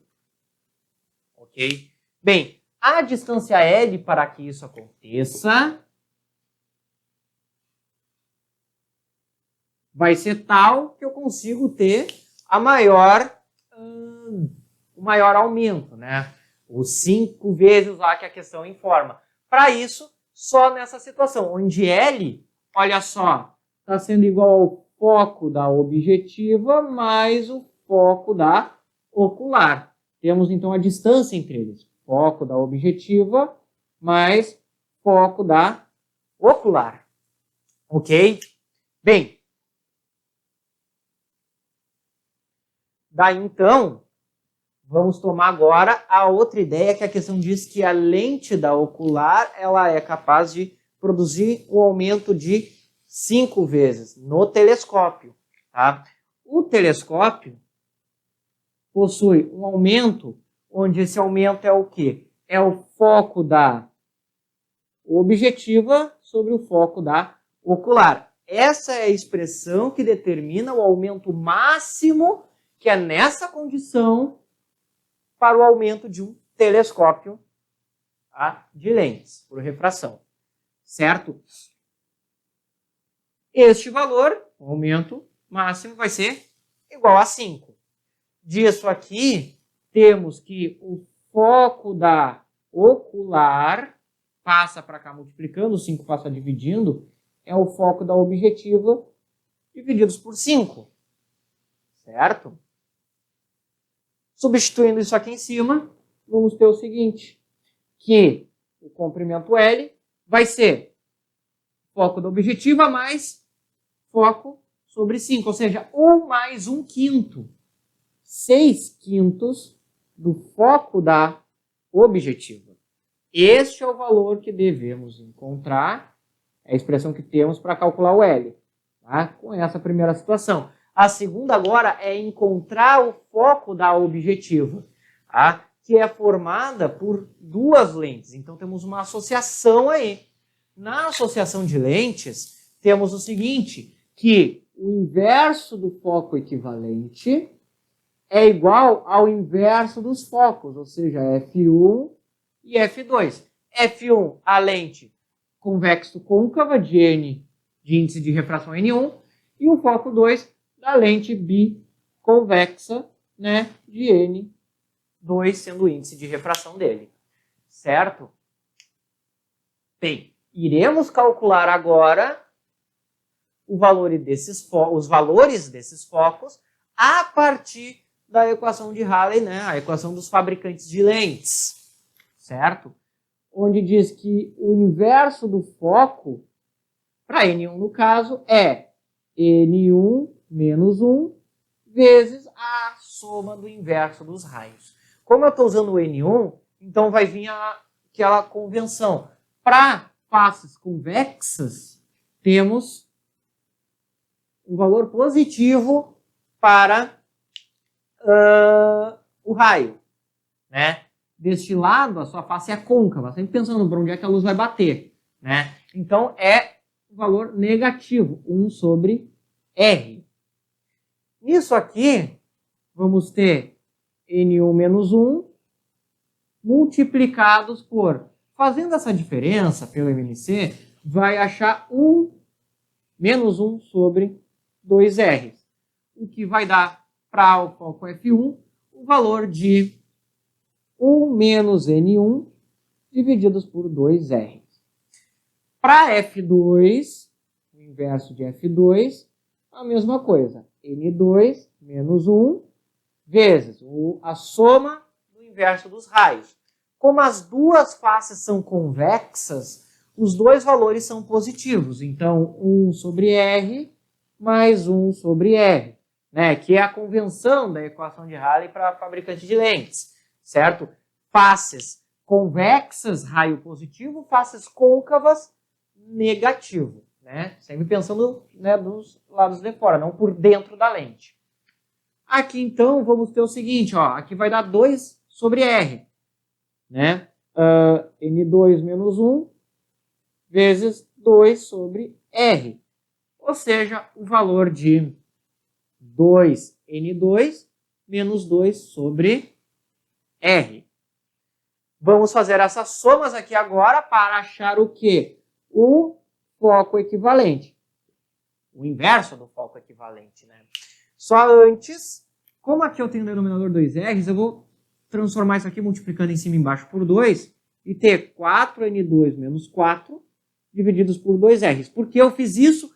para já trabalhar direto aqui com a soma, ó, os dois tendo o mesmo denominador, certo?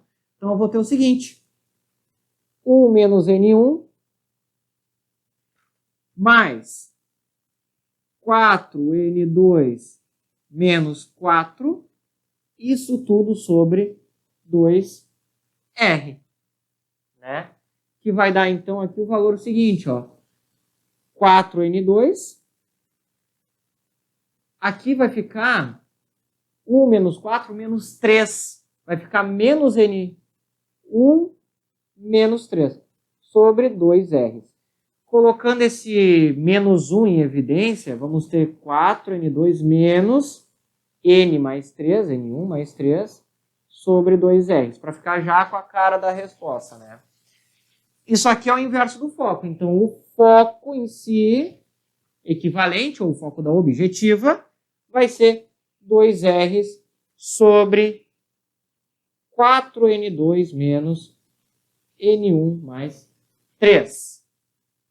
Jogando esse valor aqui, para achar o comprimento L, L vai ser, então, 6 vezes 2R's, ou seja, 12R's, e embaixo 5 vezes o denominador. 5 vezes 4 vai dar 20, então 20N2, e esse 5 vai multiplicar também aquele parênteses, N1 mais 3, né? Poderia ter feito a distributiva, mas como nas alternativas está dessa forma, vamos encontrar dessa forma. Temos ali a letra D de resposta, certo? Ah, mas a equação que envolve somatório, a parte mais chata é ter que fazer esse cálculo aqui todo, né? Mas bem, indo aí para a próxima questão.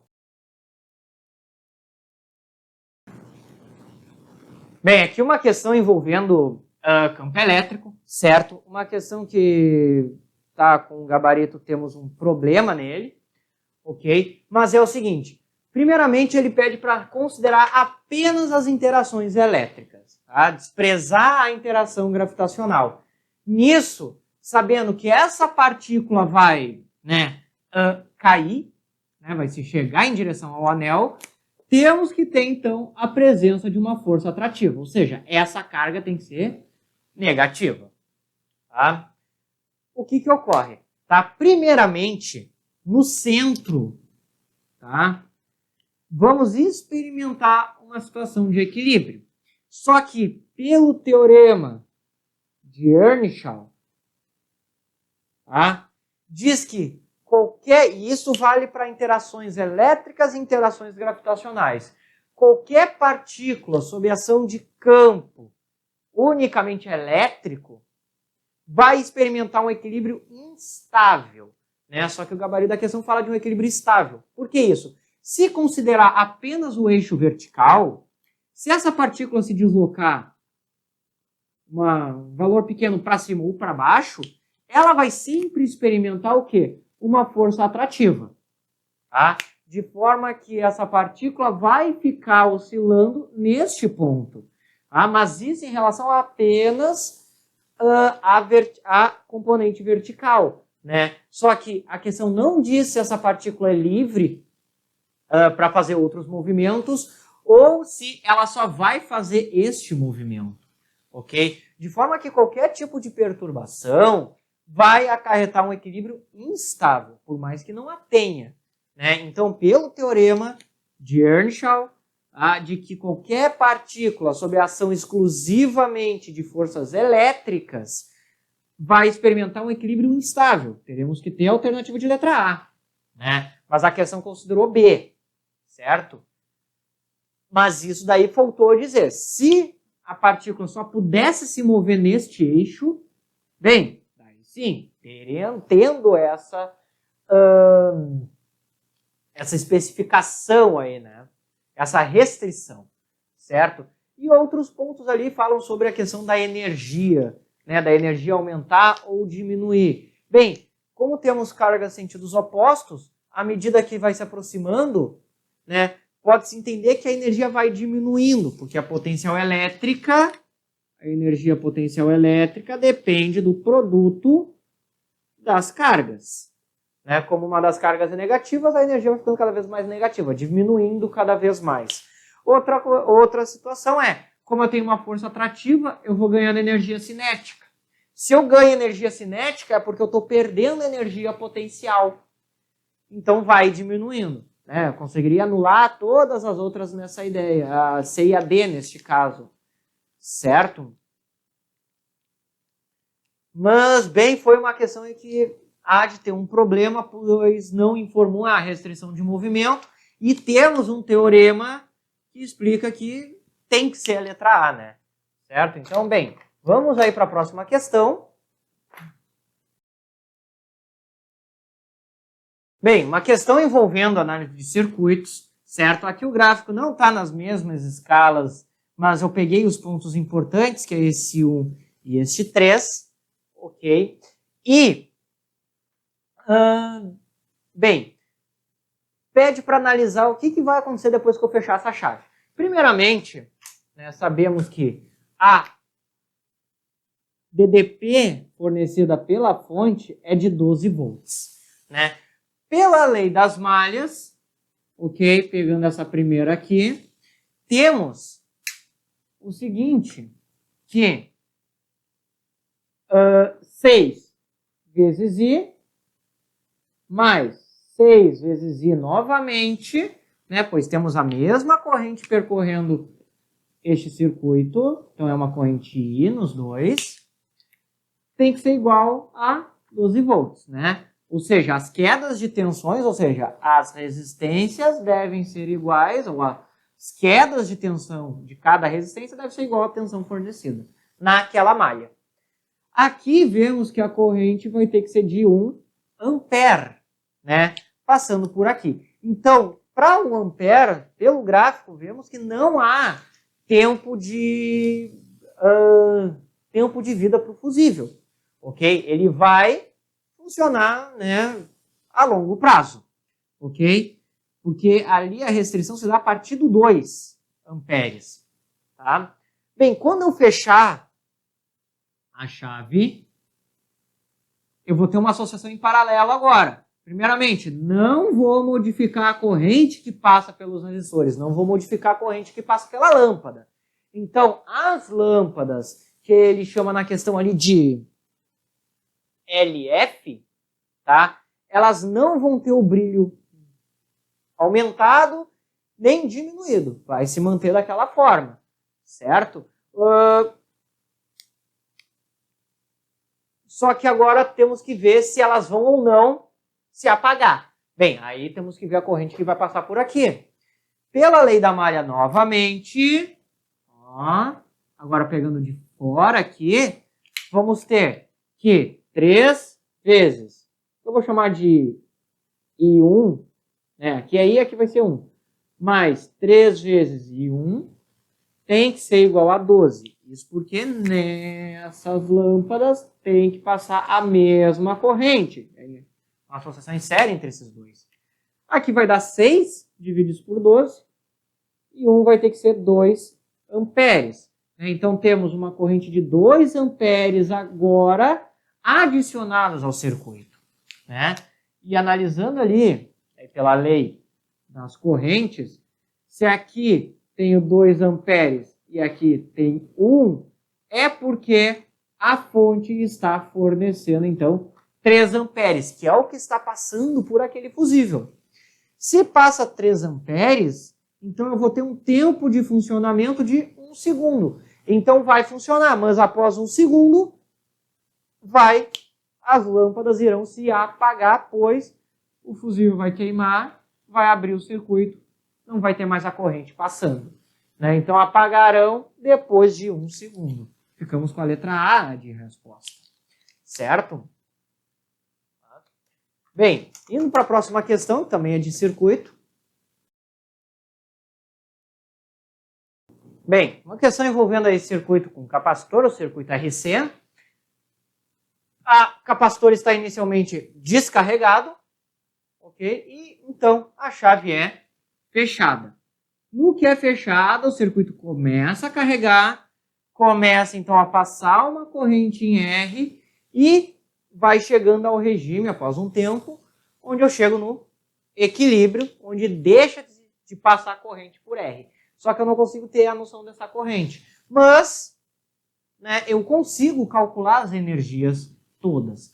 Que é o que a questão vai pedir basicamente, né, para eu analisar a razão entre as energias e a relação entre essa energia com a resistência e a capacitância, né? Bem, primeiramente, tá? Lembrando que graficamente a diferença de potencial aqui, que eu vou chamar de U, em função da quantidade de carga Q, tá? Se eu conseguir calcular a área desse gráfico, eu consigo ter a energia, então, fornecida ou dissipada, né? Bem, para um capacitor, e a tensão sobre o capacitor vai aumentando, à medida que vai aumentando proporcionalmente a carga. Lembrando que isso aqui não é nada em relação ao tempo. Em relação ao tempo, temos uma situação exponencial, o que restringe, então, a questão dos cálculos. Mas, em questão à quantidade de carga elétrica, temos aqui para o capacitor este comportamento, né? O capacitor vai aumentando a sua quantidade de carga e proporcionalmente, em relação à capacitância, vai aumentando a diferença de potencial que ele aplica no circuito, até chegar no regime de aplicar exatamente o valor da fonte de tensão, que é quando, né, a corrente se anula, pois um fornece um potencial polaridade oposta. Tá? Lembrando. Isso para o capacitor. Para a fonte de tensão, bem, esse U é sempre constante, é sempre o mesmo, né? Então, independente da quantidade de carga que esse circuito que o capacitor vai acumular, o potencial ele vai sempre estar com o mesmo valor, né? E essa quantidade de carga, para ele, é o quê? A quantidade que ele fornece. A carga que o capacitor ganha é o que a fonte de tensão fornece. Então, olha só, para o capacitor eu vou ter essa região. Para a fonte, eu vou ter essa. Certo? E bem, o que ocorre? O resistor, né? O resistor, ele vai dissipar, né, uma quantidade de energia que vai ser equivalente a essa diferença. Pois, enquanto a fonte fornece uma quantidade, que a gente pode aqui, a energia fornecida pela fonte é um valor Q vezes U, carga vezes fonte neste caso, o capacitor vai receber, vai armazenar QU sobre 2, um triângulo, né? Tá, mas essa diferença vai para onde? Está indo para o resistor que está dissipando, né? Conservação de energia. Então, a energia dissipada pelo resistor é a energia da fonte, né, o que ela forneceu total, menos o que ficou com o capacitor. Então, a energia do resistor vai ser que 1 menos meio é o próprio meio. Então, QU sobre 2. Se formos ver, estes valores, ó, são iguais. Então, a razão que ele pede ali é R sobre EC é igual a 1. E bem, a gente em nenhum momento, nós precisávamos saber o valor da capacitância ou o valor da resistência, né? Apenas a potencial fornecido pela fonte, né, o valor U, e a quantidade de carga ali armazenada, que é igual para os dois. Então aí a gente fica com a letra D, que é igual a 1, independente dos valores RC, né? Independente da razão entre eles. Certo? Bem, colocando a próxima questão na tela aí para vocês. Bem, pessoal, uma questão envolvendo MHS, força elétrica e força magnética. Tá? Bem, primeiramente, pede-se para encontrar esse valor H. Tá? Como é que nós iremos encontrar? Veja só, iremos usar a ideia de conservação de energia, ou melhor, a ideia de trabalho mecânico, tá? A partir da seguinte situação. A força magnética, né, como temos uma carga negativa, ok? Pela regra da mão direita, campo, carga, força, vai estar sempre perpendicular nessa trajetória cicloidal. Ou seja, no ponto mais alto, né, vamos ter essa situação. Ok? Uma força magnética aqui e o vetor velocidade. Só que, como eu tenho uma carga negativa sobre este campo, a carga negativa ele vai contra a direção do campo. Então eu vou ter sempre uma força elétrica vertical e para cima. Tá? De forma que no ponto mais alto eu tenho essa força elétrica vertical e para cima. Tá? Então temos essas duas forças aí. Bem, qual é o interessante aqui? Que é o seguinte, essa força elétrica é sempre constante. Tá? Sempre constante. Ok? E a força magnética sempre perpendicular ao movimento. E bem, uma força perpendicular ao movimento não realiza o trabalho. Então eu posso dizer que o trabalho total é apenas o trabalho realizado pela força elétrica. Né? Pois a força magnética ela nunca vai realizar trabalho, ela não realiza trabalho. Tá? Pois sempre vai trabalhar apenas com a componente perpendicular. Ele sempre vai ser perpendicular ao componente da velocidade. Ou vai trabalhar com essa componente, certo? Bem, sendo assim, vai ser o nosso ponto de partida, né? Pois aí vamos ter o trabalho da força elétrica e o trabalho realizado pela partícula em si, né? Primeiramente, nós vamos definir o quê? Quanto é que tem que ser essa força magnética, certo? Bem, a questão diz que para um observador que vê isso de frente, né, ou melhor, a projeção no eixo, que ele chama de eixo Z, tá? A projeção no eixo Z, ok, dá um movimento de MHS, um movimento harmônico simples. O movimento harmônico simples consiste no movimento, né, como eu já falei em questões aí atrás, uma troca entre energia cinética e energia potencial. No caso aqui, vamos ter a consequência da força magnética fazendo esse trabalho. Ok? Bem, veja só. No MHS, nas extremidades, eu devo ter sempre a mesma força. Então, a força resultante, se aqui no início eu tinha só o FE, e é um dos extremos, aqui no final eu tenho que obrigatoriamente também ter FE. Né? Então eu tenho essas duas forças que vão constituir o meu movimento harmônico simples. Isso é uma noção do MHS. Né? As forças nos extremos têm o mesmo módulo, só em sentidos opostos. Pois é uma força que vai depender da posição, basicamente. Ok? Bem, sendo assim, eu posso dizer que a força magnética menos a força elétrica tem que ser igual à própria força elétrica. Neste caso, a força magnética tem que ser o dobro da força elétrica. Né? Com isso, nós conseguimos descobrir o quê? A velocidade da partícula. Como? F, força magnética, é carga vezes campo magnético vezes a velocidade. Vezes duas vezes, força elétrica é carga vezes o campo elétrico. Podendo, então, cortar aqui dos dois lados, olha só, aqui eu vou tirar que velocidade da partícula é 2 vezes E, 2 vezes o campo elétrico, divididos por B, o módulo do campo magnético. Tá? Então, essa ideia do MHS, ele entra aí para justamente nós conseguirmos encontrar o valor da velocidade. Por que a velocidade vai ser importante? Porque aqui, novamente, o trabalho total, que é o trabalho da força elétrica.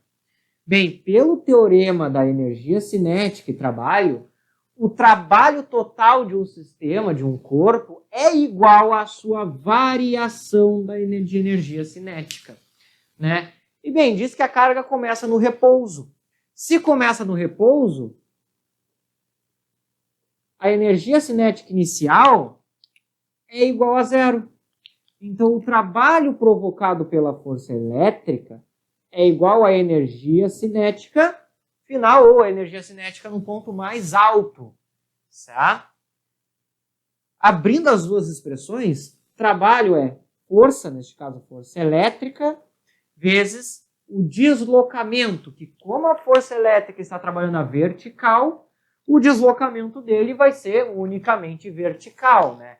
Essa questão aqui da partícula fazer esse movimento cicloidal é devido à componente magnética ali da força, né? A força magnética atuando.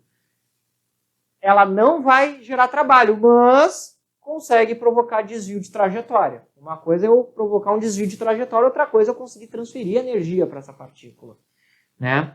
Mas bem, a força elétrica vai se dar unicamente na vertical, né? Então a gente esquece esse caminho. E aliás, não dá para utilizar a ideia de força centrípeta aqui, ou de aceleração centrípeta, pois este movimento cicloidal não é um movimento que se dá em semicírculos.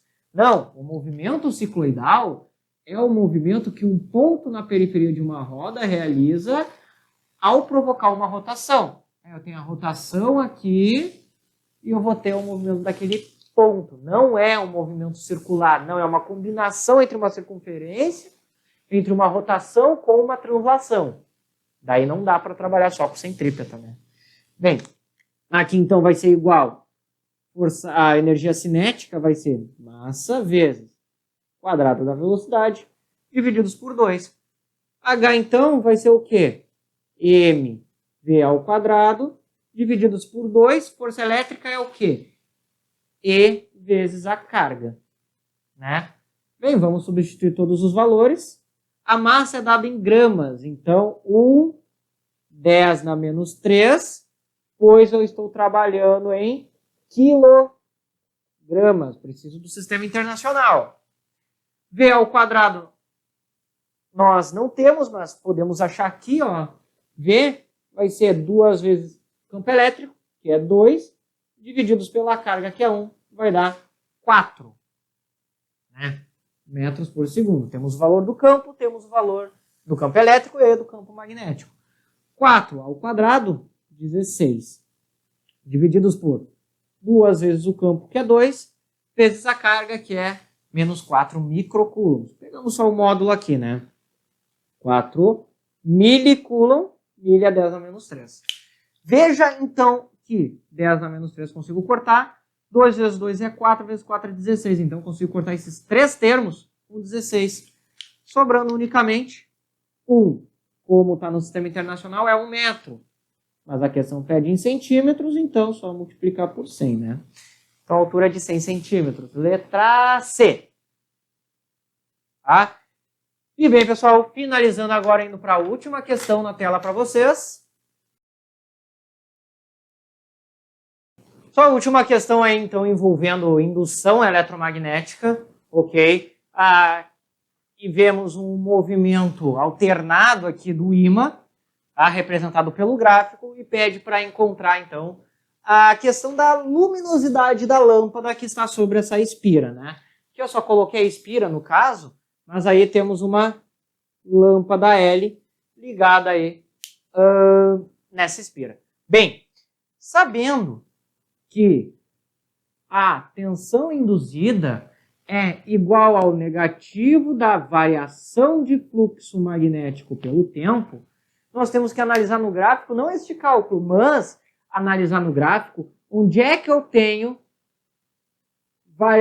maiores variações em relação ao tempo. E como é que a gente vê variação num gráfico, né? A variação num gráfico é dado pela reta inclinação da reta tangente, certo? Então, vamos analisar 3 pontos. O ponto mais alto, um ponto intermediário, o ponto que corta o eixo, e aqui um ponto intermediário, né? E as outras regiões são simétricas, ok? Bem, a reta tangente nesse ponto é uma reta na horizontal. Aqui e aqui, certo? Temos uma reta que a tendência é decair. Bem, veja que aqui eu tenho uma inclinação nula, está na horizontal. Então aqui eu tenho a menor variação de fluxo. Enquanto no ponto 1 eu vou ter a maior variação de fluxo, né? No tempo de 1 segundo. Então, o que acontece, né? Eu posso dizer ali, ó, por exemplo, a letra A diz que aumenta à medida que o centro do ímã se move da posição menos 1 até a posição 1. Não, a variação aqui tem um certo valor, que a gente pode dizer que é o valor máximo. A luminosidade diminui e depois volta a aumentar, né? Então ela pisca de menos 1 a 1. Tá? Certo? Claro, não peguei de menos 1 a 1, eu peguei daqui para cá, né? Peço desculpas. Mas, igualmente, ó, de menos 1, nula. Aumenta, diminui, porque volta a mesma inclinação, né? Então não vai ser a letra A. Por quê? Porque de menos 1 até 1, eu tenho uma variação sinuosa, né? Eu vou ter um aumento da variação, aumento da inclinação, ou seja, aumento no brilho da lâmpada, só que depois essa inclinação vai diminuir. Então o brilho diminui. Então aumenta e diminui. Ok?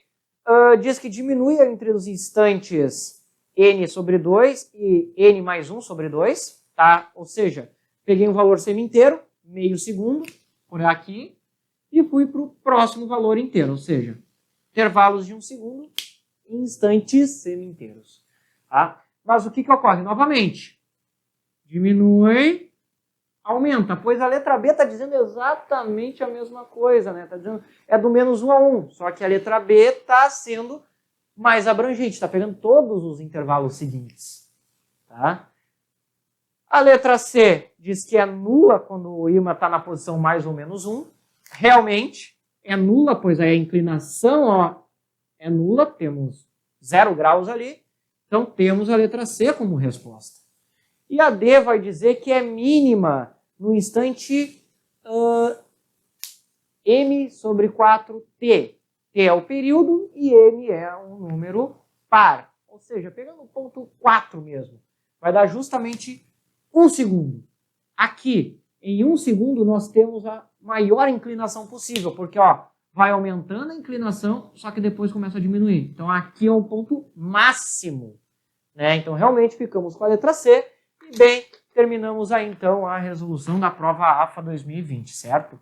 Bem, pessoal, se eu ajudei vocês de alguma maneira, peço que se inscrevam no canal, compartilhem o vídeo, dúvidas ou sugestões podem mandar nos comentários, lembrando que tem muito mais aulas, vídeos, provas, questões resolvidas no canal, certo?